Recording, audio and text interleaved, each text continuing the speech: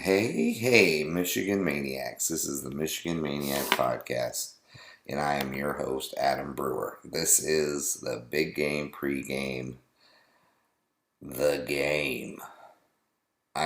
Is there anything else to say, right? This is the big bad boy. Everything we've been waiting for. All right, before we get into it, guys, hit me up on all social media. I'm on Twitter, Instagram, YouTube, Facebook, all there. Just hit me up. We'll talk. We'll have a good time. I usually carry on some great conversations with you fellow maniacs throughout the week. And during game day, if I don't answer, it's because it's intense and I'm losing my mind. And I've shut off my phone because I have just as many friends who like to rub it in when I lose. They don't have zero interest in either team, but yet they love to bust my nuts. So I love to avoid them at all costs. Also, hey, So hit me up. We'll do what we can. Oh yeah, before we get going, sorry if I sound tired. It's because I am exhausted. I've had a very busy week at my real job. Holiday week is tough here in the travel industry. So, anyways, get your questions in for Ask Me Anything for Thursday or Friday. Well, actually, you know what? It'll be Friday because we'll take Thanksgiving off. So get your questions in for Friday. You know where to hit me up on Twitter. Actually, you know what? To be quite honest with you, I prefer if you guys leave me messages on Instagram and DM me, or even under the post, leave the question and I'll get to it. So that's just the best way, because if you leave them in too many different places, I fuck it up. I'll just be honest, I fuck it up. So let's get to this. Wow, a lot going on this week, right? The new rankings just came out, and we're fifth. They're second. This boils down to one of the great games, if not the biggest, greatest game for Harbaugh and his era, his legacy, everything. It all boils down to this bad boy right here, right? Does he go 0-6 against Ohio State? Does he show he can coach a team to make big plays instead of make stupid plays? Does this team walk out and be everything we want it to be, or do they revert back to the team that is taking the shoes off of the player and getting a 15-yard penalty? Is it the team, when you have Ohio State in fourth down, jumps off sides and gives them a first down, which then they score a touchdown on that drive? Is this the team that has a decrepit old man as your defensive coordinator that everybody knows his calls, and you watch crossing route after crossing route, exposing our weaknesses, but yet never doing anything to fix it? Is it missing a wide open hole on a third or fourth down that would have taken you 70 yards for a touchdown? Are we those things? Do we revert back to those things, or are we the team that they say they are? Are they the team that has bought into the new culture of Michigan football? Are they mentally tough like they say they are? To be honest, I think we are that team. I know the midterm test was Michigan State and we failed. I get it. I get that we still made some of the stupid mistakes of the past that came up and bit us right in the butt once again against Michigan State. Fumbles, things of that nature. I get it. I totally get it. But that's why it's called a midterm. Getting you ready for the ultimate final. And that this is what this is. This is the absolute final for this season. Actually, this is the final for Harbaugh's legacy, career, all of it, right? And the reason why I believe that I always say we, I mean, I've been so emotionally invested in this team from 1983. I know I've never taken a snap and all that, blah, blah. I get it. But guess what? This has always been my argument when they say you're not part of the team. That's very true. I am not part of the Wolverines. You're absolutely right. But guess what? When they lose, who has to suffer the shit talk from all the other fans and all the other people, even random fucking people you don't know, when you're wearing a Michigan hat or a Michigan shirt, have to come up and tell you about how bad your team looked against Ohio State? People you don't even know. Random dick face assholes come up to you and be like, hey, Harbaugh really jacked that one up, huh, buddy? You're like, dude, can you just pump my gas? Or can you at least get me the taquito that I want and leave me the F alone, please? I don't need your defensive breakdown of what happened in the Michigan-Ohio State game. You are the fucking pizza guy at Quick Trip. I don't need your analysis of the game and why my team looked like donkey shit. I get it. I have eyes. I understand. And guess what? I have 18 other friends of mine who can't wait to remind me why my team effing sucks. And then they laugh about it. And then I've got to deal with all that. You're absolutely right. I'm not part of the team. But guess what? When they lose, I still suffer the fucking pains of what that team did that week. It's broken some Michigan podcasters. It's broken some Michigan media members. They've lost their damn mind. They've lost their absolute damn mind. So yes, I'm not part of the team, but yet I still suffer the pain of when they lose. And it's even more hopeless and more helpless, I think, when we lose or when Michigan loses, because I had no say in it. I couldn't say, hey, Don Brown, you dumb fuck. They're doing crossing routes. How about you stop that? How about you have Ambry Thomas on the sideline? And how about you pull out slow-ass Brandon Watson and put in Ambry Thomas and say, hey, you see that wide receiver right there? Just follow him everywhere he fucking goes. How about that? Now, I wish I could say that. If I was on the sideline, guess who would be screaming that in the old man's ear? Me. But no, I have to sit in a bar, and I have to watch fat, stupid-faced Ohio State fans come walking into a Michigan bar and talk shit. And because we're in this new age where you can talk shit and not get any type of repercussions, they can just fail to walk right in and not get their ass beat.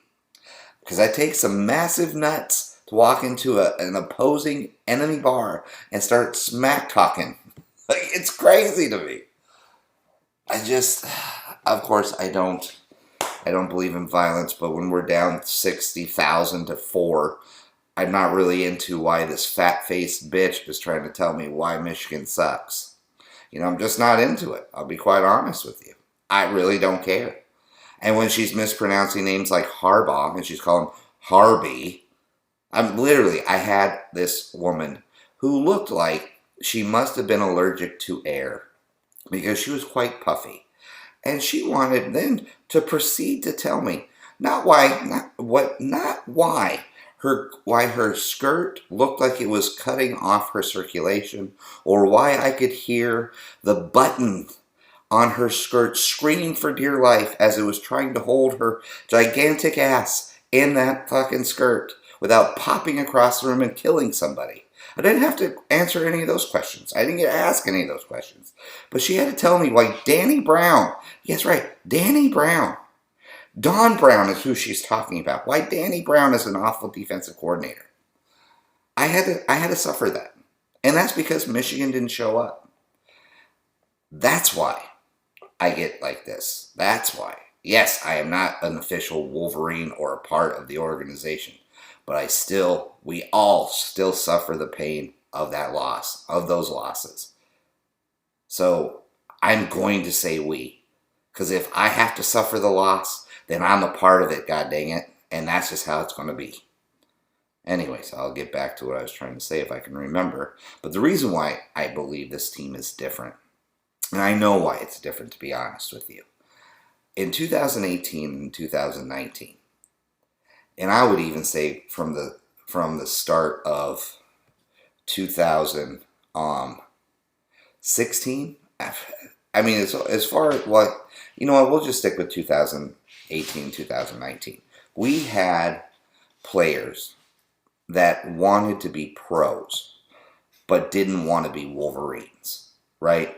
They saw Michigan as a fantastic school that could take them to the next level, get them on TV, get them into playing big games, which it did, and it got them ultimately to be to the next level, which was the pros, right? Because they did nothing as a Wolverine, but yet now are fantastic pros. Now, listen, I'm not taking anything away from the coaches and their miserable failures. That all falls on them too.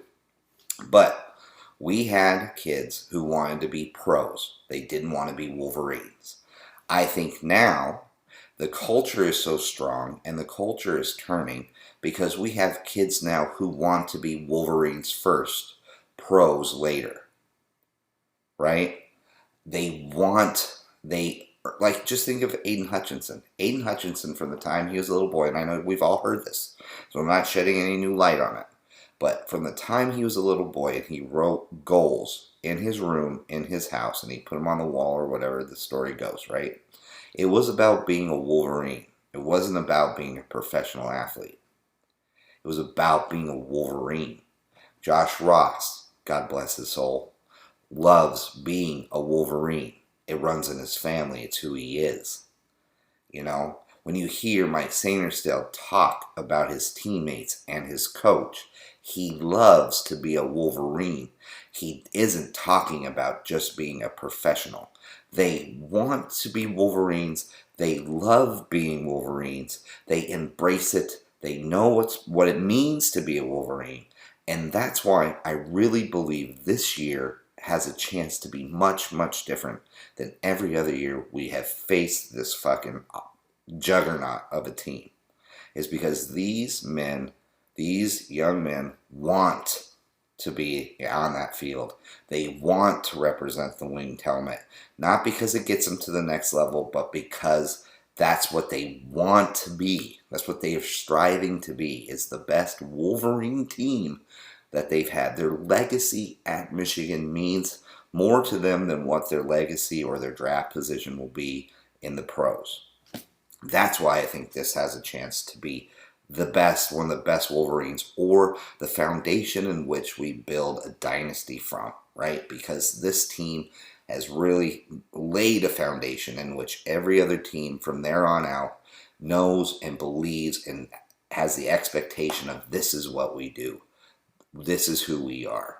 And that's why I think this could be different. Now, there's going to be a few things I'm going to talk about, and I'm going to talk about things that how we're going to win this game, and then there's some things that I'm very worried about how we're definitely going to lose this game. And it's much like a big game pregame. Most of the time I might get into some of the numbers, but I might not. But here are some of the thoughts that I've had throughout the week. One of them, the biggest number one thing that scares the hell out of me about this game, okay, is Josh Ross. I love the kid. Let me say this, stating this first and foremost. I love Josh Ross. I don't think he's the best middle linebacker we've ever had. I think in some packages he's an absolute liability. And that's the part that scares me. Because I don't know if they have Josh Ross spy on or mirror Henderson, we are screwed. If Ohio State figures this out and tries to make either Smith and Njigma, or whatever that kid's name is, who is dynamic, by the way, so me not knowing his name isn't a slight on him, it's just that I'm exhausted right now. Smith and Njigba, I think it is. Anyways, if they somehow get him on a crossing route, and somehow Ross has to cover that dude, or he has to cover Henderson out on the flat, or in any way, shape, or form, Josh Ross has to go from sideline to sideline, or has to be in conflict with, does he bite on a people are screaming right now at the thing. It's this, blah. play action fake. You know what I mean? If he bites on that because he's super aggressive and they sneak a tight end behind him, all that kind of stuff, it scares the hell out of me. I am scared that Ross would be this year, 2021's version of Brandon Watson. And we all know what it looked like watching Brandon Watson get burned and just ate the cleats right off of every wide receiver because he was trailing them so far. He could tell them what kind of underwear they had on because all he saw was the back of their ass or the front of their ass all day long. That's all he saw. It was like he was clocking their 40 time with how slow he was running compared to how fast they were running.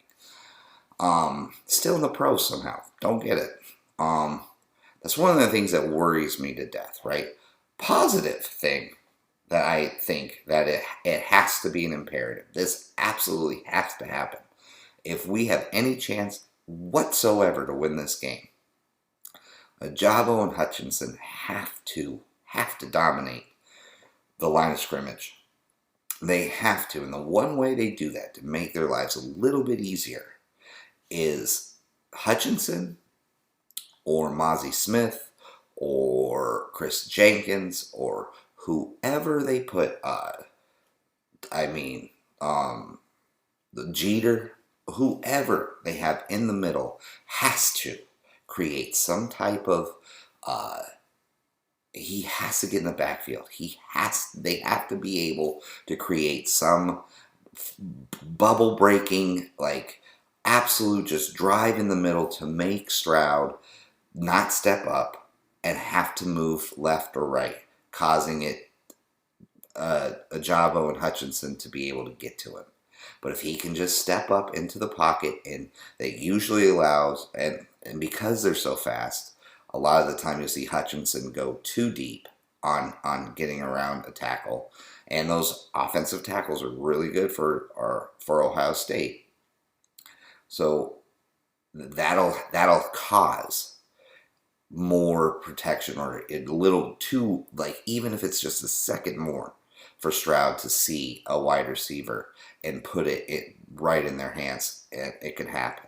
We need the defensive tackles to create some type of uncomfortability for Stroud, which will allow Hutchinson and Ojabo to get to him, because he's going to have to worry. Hutchinson and Ojabo, in my opinion, made Tua's little brother very, very nervous. And that's why you saw him have such a bad game. They didn't sack him, but just the pure presence of them being on the field and occasionally running past him, or just him feeling it. Maybe it was just all week watching that tape, that what they did against Sean Clifford. Maybe that's what got in his head. And who knows? CJ Stroud is a young boy. He's 18? He's not some grizzled vet who's been through the hell and back. You know what I mean? He might not be very mentally strong. We don't know. All I know is when you put him in some uncomfortable situations, he doesn't always put the ball right where it needs to be. He just doesn't. And he's not an unbelievable mobile quarterback, but also neither was Haskins. Neither was Dwayne Haskins. And in 2017, that motherfucker came in and then ran the ball all over our punk ass. So that doesn't necessarily mean just because Stroud isn't a mobile quarterback or hasn't shown it yet, that doesn't mean he can't do it. That's another reason why we need our defensive tackles to create some type of havoc in the middle and just really make things unmanageable for Stroud and add more pressure to that cooker that Hutchinson and Ojabo are trying to make, right? It needs to happen. Also, the defensive backfield, those packages have to confuse Stroud, just even for 2 beats, to allow Hutchinson and Ojabo to do what they need to do, right? This is where Mike Macdonald's NFL prowess comes in, right? NFL packaging, the deception, the deceiving, all that kind of stuff that the NFL prides itself when it comes to defenses, right? oh, it's hard for a quarterback who's a rookie to come in and really be able to be a great passer in the NFL because they are so deceptive and they show you so many different looks. Well, that's why you get paid the money, Mike Macdonald, and I want to see you do it. And you've been fantastic all season long, and I love your addition to this team. Love it. So I can't wait to see what he comes up with that. Just the added addition of Mike Macdonald and not Don Brown has to make Ryan Leaf a little nervous. And I don't know why more people don't mention the Ryan Leaf and Don Brown. Ryan Leaf? Yeah, whatever. Ryan Day. Why Ryan Leaf? Ryan Day. Yeah, you guys can tell I'm tired. Failed quarterback. Dear Lord. Anyways, Ryan Day and the Don Brown connection. They coached together for, even if it was for 2 years, maybe even three. We'll say three, okay? I don't even know but maybe three. We'll say three. You don't think the offensive guy isn't paying attention every day in practice to the tendencies of what his defensive coordinator's doing? And he doesn't see it every day in every game in every practice. And you don't think when that offensive guy gets a job as the head coach at the rival of the defensive coordinator that he had watched for 3 years straight, and notices that this motherfucker hasn't changed one damn thing from the time that he was at BC to now? You don't think he was going to take advantage of that? You don't think he had the cheat code to Don Brown that somehow Wisconsin and everybody else figured out? So just the Don Brown not being there thing already helps us. So that's what I want to see. The whole key is, I think, here's some things that I really think are interesting with the numbers, right? I think if we're going to beat Ohio State, we need, and I'm fine with them passing and through the 20 to the 20, right?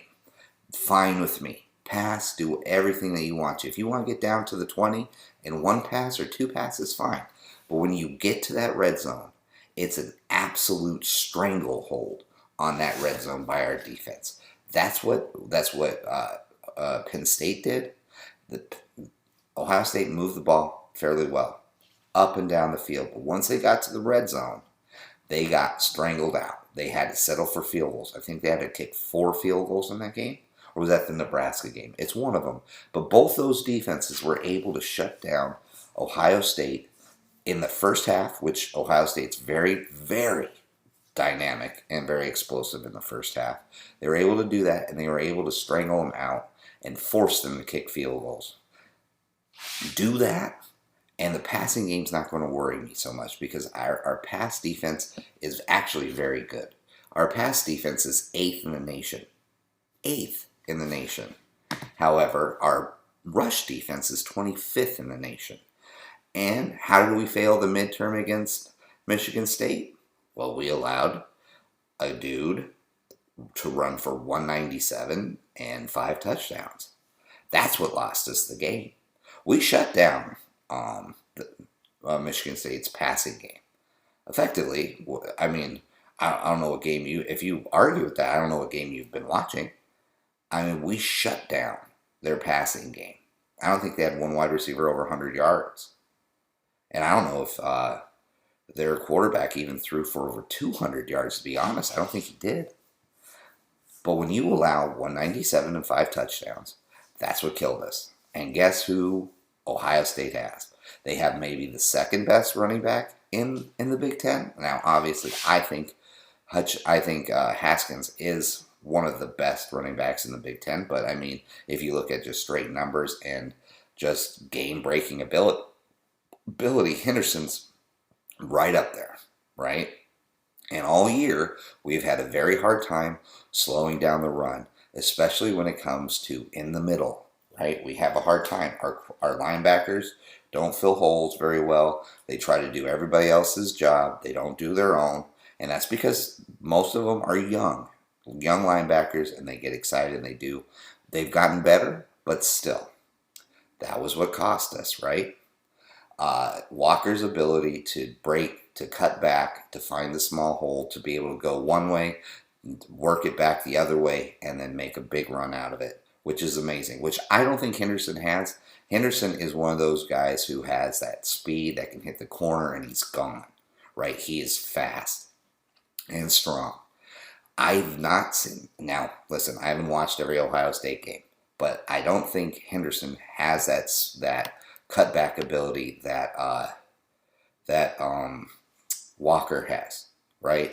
So I think if he goes one way, he's going that way. And yeah, of course, he can hit a seam and he can find that little crease, but it's going to be in that one direction. And I think that's where Michigan can be a little bit more successful. I just think they had a hard time with Walker because, one, they were getting held like crazy, but two, he could cut back and he found every hole possible.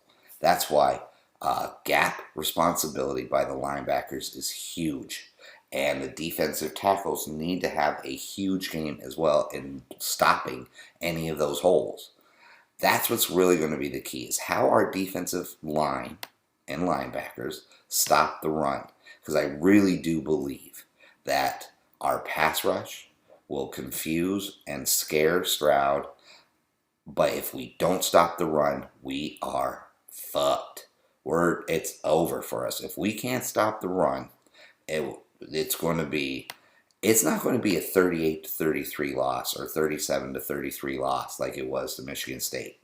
It's going to be a 55-30 loss, because if we can't stop the run, that's going to open up play action pass, and then that's what's going to, we can't then pin our ears back. There's just going to be a lot of stuff that we can't do if we can't stop that run.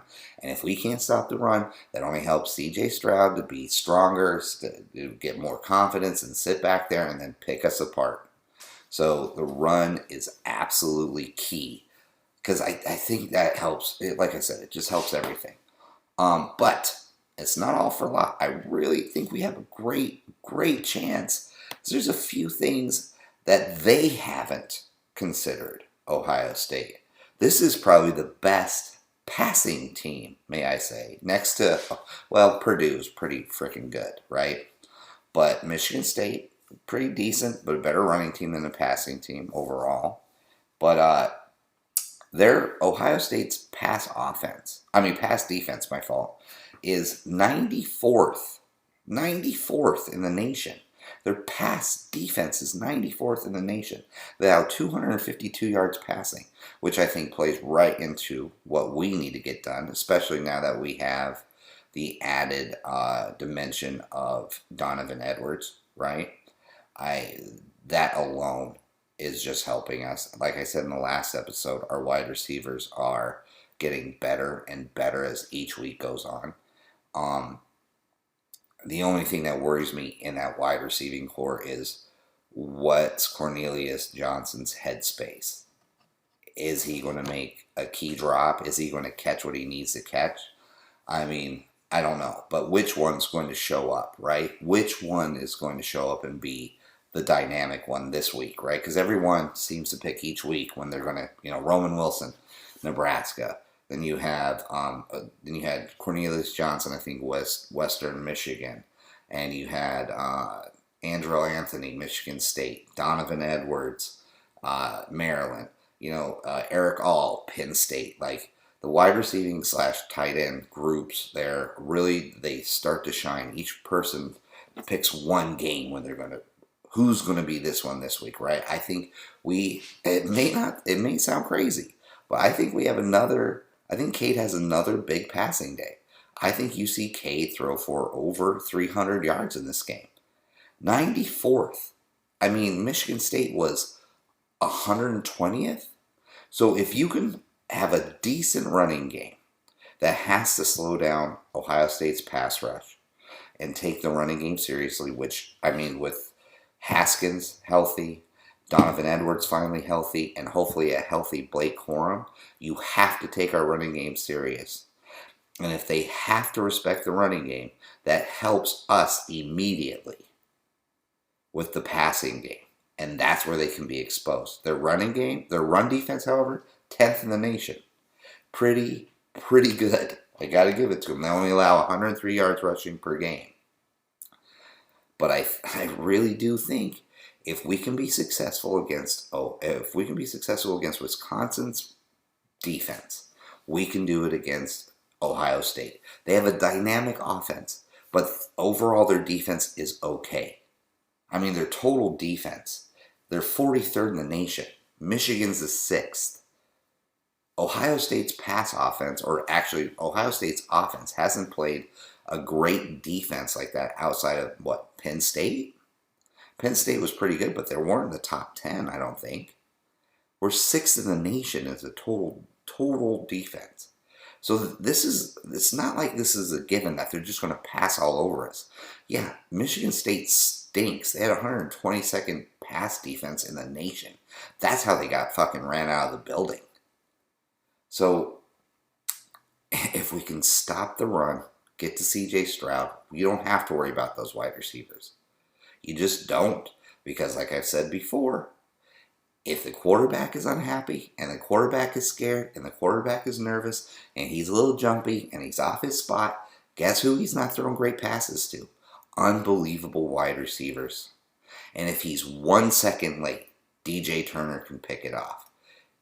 Or Daxton Hill can pick it off. Or a breakup. Or just anything. If he's one beat off, that's it. That's all it takes. That's all it takes, is it gets him to make one read a little too soon or a little too late. That's all it takes. And that passing game starts to look sluggish. But when you let him sit back there for 3 to 5, 7, 8 seconds, it's 7-on-7. And that kid's talented enough to pick you apart. And he may be still talented enough with 2 seconds to be able to pick you apart. We don't know. But fuck, I'd rather have him with only 2 seconds to make a decision than 5. I'd much rather have that. So we can stop the run game. And that's the thing. That's where I get nervous. Can we do it? This is the best defense Ohio State's faced all season long. With guys who have bought in, and this is their day to prove it. This game hasn't meant this much to Michigan at home since 97. Do you think that's a coincidence? Maybe I'm just reading into things. But 97, national title, does that ring any bells to you guys? The last time that team came in there, that was very important, at the Big House, we won in 97. That's got to mean something. It's got to mean that the defensive tackle for Ohio State just posted a video of him stepping all over a J.J. McCarthy jersey. Ryan Day's only really talking about J.J. McCarthy and what they need to do to break down his tendencies. A kid who may not even play in the game. Yeah, he's probably going to play, but he may not even play in the game. Their disrespect for this team is off the charts. If Michigan doesn't come out on Saturday with the same kind of energy that 2013 team had, where they're barking at each other in the tunnel, dude, if you don't see that and you don't that Michigan team was not great, right? But you couldn't have told them that when they were walking out on that field to kick fucking Ohio State's ass. They wanted to.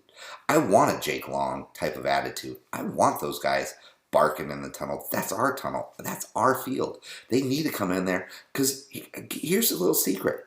Ohio State, they're not gods. They haven't come down from Valhalla, college football Valhalla, and just blessed the world with their presence. They're young men who can make mistakes. So as long as you continue to treat them like they're gods, of course you're going to get your ass kicked. Because how can men beat gods? So that's why I have no problem with Hutchinson saying, no, we're not scared of them. We're going to do our best, and if we lose, we lose. But at least we're going to give it all we have. And Josh Ross saying, no, that's crap. We didn't duck them last year. That's horse crap. I'm paraphrasing, obviously. And he's like, no, we're tired of talking. We want to play. Dude, win, lose, or draw, I love that attitude. Yeah, he's not my favorite when it comes to certain aspects of his game, but I love his leadership. I love his leadership. Matter of fact, if he had Devin Bush's speed, I would be in deep like with Josh Ross. I would, because he has everything else you would love in a player. He hits hard. He's all about the team. He's a great leader. but there's just some things he stinks at, and he stinks bad, and it could be an absolute, they could expose it, and that scares the hell out of me. Just absolutely scares the hell out of me. But the other thing that we need to do, we need to make every drive count. Every drive count. It has to score. It has to eat up time. It has to be able to wear them down. It has to. You cannot go 3 and out. We can't have a third quarter zone out like we do almost on every game. Like Penn State, what happened to us in the third quarter? We're we don't. It's like the offense gets they eat a bunch of turkey at halftime and they come out all sleepy and ditzy and they don't know what the fuck's going on, and they start off slow. Rutgers, right? Nebraska, Penn State, I think even Michigan State. All those were third quarter slowdowns, absolute zone outs, and left our defense and put them into bad situations constantly in those games. That has to stop. That can't happen in this game. Just can't. If we're going to win this game, there can't be any third quarter zone outs. They have to make every drive count, just like they have been. I got to give them credit. In the last 2 games, they have not kicked one field goal. I know Moody kicked one. I'm discounting that because the play before that was a touchdown to Roman Wilson. That play should have counted. I know penalty, blah, blah, whatever. But the play actually happened, right? It wasn't just a third now. Oh, well, third down, boo, we screwed it up, incomplete pass. Okay, I guess we'll kick the field goal. Wasn't that. We actually scored. And it was a great pass, and it was a great catch, right? That deserves to be counted. So, 2 games in a row, all red zone, all touchdowns. Good sign. Very good sign. Michigan hitting its stride. Good sign. Michigan mostly healthy outside of one key player. Good sign. So many good team altogether bought into the program. Good sign. Harbaugh totally invested in this team, loving his team. The coach is loving the team. Coach is wanting to be there. All good signs. This has been the most positive thing that this team's had in a long time going into this game. No more energy vampires. No more players on the team saying we can't win. None of that shit exists right now. And that was all the stuff that was beating us before. When you have people on the sideline who are whining and complaining and already down on themselves because they're not catching passes, they're not being utilized in the way they want to get utilized, and they're doing all that shit, it sucks the life out of a team. Michigan, yes, we don't have as much talent, but the talent gap isn't that great. It isn't as cavernous as people want to make it seem. I really do. I think we're going to win this game. I know it's crazy, sure, and label me a homer, fine. I'm good with it. This, like I've said this millions of times, this is not the Michigan Moderate podcast. This is the Michigan Maniac podcast. And my one sole purpose in life and starting this podcast was the overall greatness of Michigan football. That's what I love. That's what I breathe. That's what I think. That's what I do. I love Michigan football, and I'm going to believe that they can do it, because if I can't believe that they can do it, then what the fuck am I doing this for? So this is the best chance that we've ever had in Harbaugh's existence right now. This is the best team. I'll put this team against the 2016 anytime. 2016 had a much better defensive line. Well, not much better. They had better defensive tackles, in my opinion. So when you have Mo Hurst, he's already better than what we have at defensive tackle. But outside of that, we match up very, very well. Very well. And we're younger. So I'll put that up. I will. I'll put up. What? Do you think you'd want a Spate or Cade McNamara? Who do you want in that game? I'll take Cade. I'll tell you something right now. We had Cade McNamara in 2016. Let's just say you can go back in time and do that. We win that game. Because Cade doesn't throw interceptions. We win that game. We have Cade McNamara. Just think on that. If we just had Cade McNamara, we win that game in 2016.